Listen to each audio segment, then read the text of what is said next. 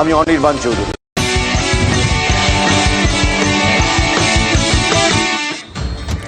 বেলডাঙ্গা হিংসার তদন্তে বহরমপুরে এনআইএ টিম। ঝাড়খণ্ডে নিহত আলাউদ্দিন শেখের বাড়িতে কেন্দ্রীয় তদন্তকারী সংস্থা। অশান্তির নেপথ্যে কাদের ইন্ধন খুঁজতে সোশ্যাল মিডিয়ায় নজর এনআইএর। ধৃত 36 জনকে বৃহস্পতিবার বিশেষ এনআইএ আদালতে পেশের নির্দেশ বিচারকের। ওই দিনই অভিযুক্তদের নিজেদের হেফাজতে চাইবে এনআইএ। 25 ফেব্রুয়ারি আদালতে রিপোর্ট দেবে কেন্দ্রীয় এজেন্সি।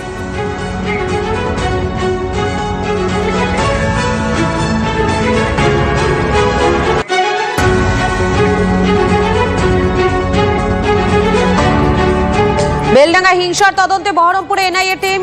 ঝাড়খণ্ডে নিহত আলাউদ্দিন শেখের বাড়িতে কেন্দ্রীয় তদন্তকারী সংস্থা। অশান্তির নেপথ্যে কাদের ইন্ধন খুঁজতে সোশ্যাল মিডিয়ায় নজর এনআইএর। ধৃত 36 জনকে বৃহস্পতিবার বিশেষ এনআইএ আদালতে পেশের নির্দেশ বিচারকের। ওই দিনই অভিযুক্তদের নিজেদের হেফাজতে চাইবে এনআইএ। 25 ফেব্রুয়ারি আদালতে রিপোর্ট দেবে কেন্দ্রীয় এজেন্সি।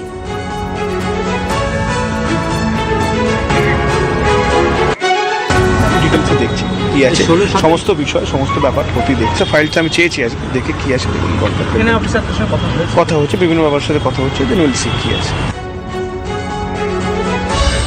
বাংলায় প্রশ্ন কেমন হবে এই চিন্তায় যখন কারোর বুক দুরু তখন সেই ভয় অন্য কারণে বদলে গেল একটা আতঙ্কে।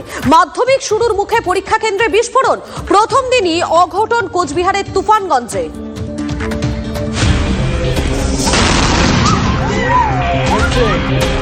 স্কুলে তখন পরীক্ষা তোড়জোড়। এদিকে মাঠে আনা হয়েছে জ্বলন্ত সিলিন্ডার। কৌতূহলীদের উকিঝুঁকি, কি হয় ভাব।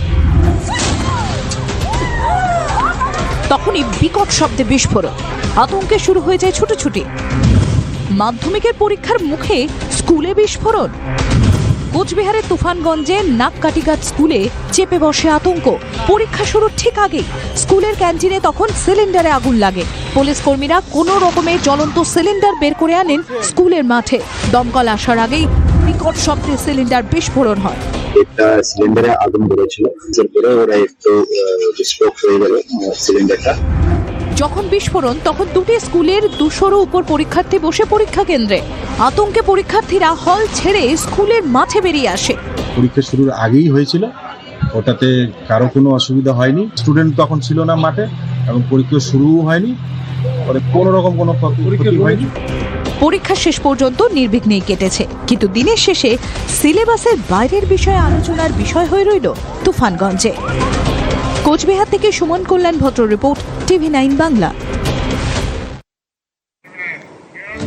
কদিন আগে পশ্চিমবঙ্গের স্কুলগুলোতে শিক্ষা দপ্তর থেকে অর্ডার গিয়েছিল। বলা হয়েছিল মিড ডে মিলের ভাগ থেকে পথকুকুরদের খাওয়াতে হবে, এবং সেটা ঠিকঠাক হচ্ছে কিনা সেটা স্কুলের ছাত্রছাত্রীদের মিড ডে মিলে ঠিকঠাক খাওয়ানো যায়।